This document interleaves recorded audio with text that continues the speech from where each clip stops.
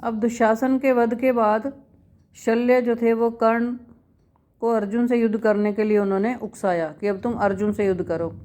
और कर्ण वैसे ही दुशासन के वध के बाद अपना विवेक खो बैठा था, उसने अर्जुन पर बाणों की वर्षा करनी आरंभ कर दी। अर्जुन ने भी उसको बहुत मुंह तोड़ जवाब दिया, और लेकिन शल्य उसको बार बार ये कह रहे थे कि तुम इस पर और तेज बाण चलाओ। तो इससे जो कर्ण थे उसने अर्जुन पर नागास्त्र का प्रयोग किया।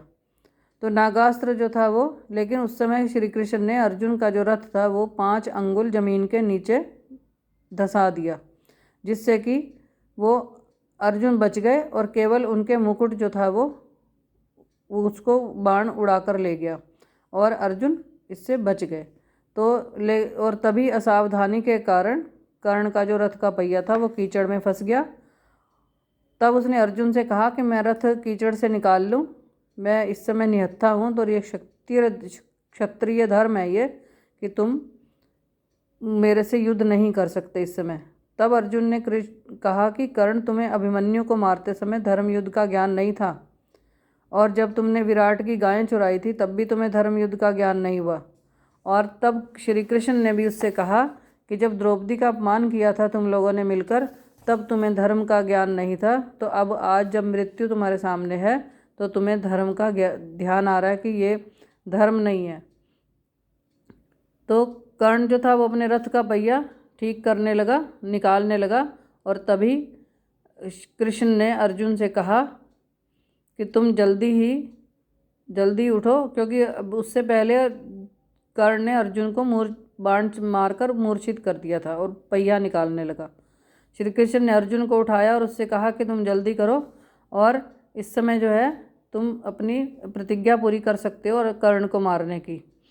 तो अर्जुन जो था वो निहत्थे कर्ण पर बाण चलाने में थोड़ा हिचकिचा रहा था, लेकिन कृष्ण ने उसको अभिमन्यु वध और द्रौपदी के अपमान की याद दिलाई, और अर्जुन ने कर्ण पर प्राणघातक बाण चलाकर उसका वध कर दिया। कर्ण के वीरगति को प्राप्त होते ही कौरव सेना जो थी वो उसमें हाहाकार मच गया, और श्री कृष्ण और अर्जुन ने शंख बजा दिया और पांडव सेना में हर्ष की लहर दौड़ गई। दुर्योधन जो था वो कर्ण के वध का समाचार सुनकर बहुत ही दुखी बिलख बिलख कर रोने लगा, क्योंकि उसे कर्ण पर भरोसा था। सूर्यास्त हो गया और युद्ध बंद हो गया।